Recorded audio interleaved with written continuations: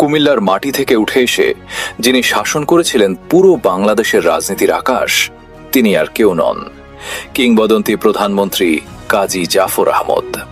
1939 সালে কুমিল্লার 14 গ্রামের এক সম্ভ্রান্ত পরিবারে জন্ম নেওয়া এই কৃতি সন্তান শৈশব থেকেই মেধার অনন্য স্বাক্ষর রাখেন।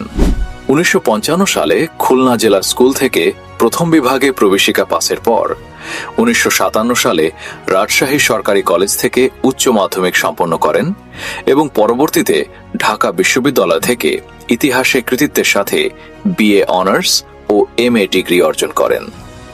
ছাত্রজীবন থেকে তিনি ছিলেন আপোষহীন। 52 ভাষা আন্দোলন, 69 গণ অভ্যুত্থান এবং 71 মহান মুক্তিযুদ্ধে সম্মুখ সারির সংগঠক হিসেবে রাজপথে বলিষ্ঠ নেতৃত্ব দেন তিনি। স্বাধীনতা উত্তর বাংলাদেশের রাজনীতিতেও তার অবদান ছিল অনন্য।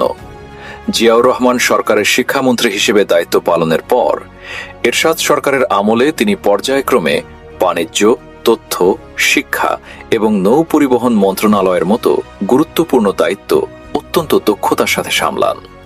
80 দশকে তিনি প্রথমে উপপ্রধানমন্ত্রী এবং পরবর্তীতে 1989 থেকে 1990 সাল পর্যন্ত বাংলাদেশের 8ম প্রধানমন্ত্রীর দায়িত্ব পালন করে কুমিল্লার নাম জড়িয়ে দেন দেশের সর্বোচ্চ রাষ্ট্রীয় গৌরবে।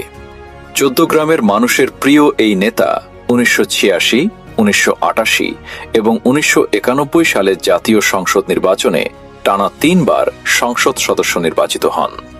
এলাকার অবহেলিত মানুষের ভাগ্য, উন্নয়ন ও শিক্ষা অবকাঠামোর প্রসারে তার অবদান ছিল চিরস্মরণীয়। জীবনের শেষ অধ্যায়ে এসেও তিনি তার রাজনৈতিক আদর্শ ও স্বকীয়তা বজায় রেখেছিলেন।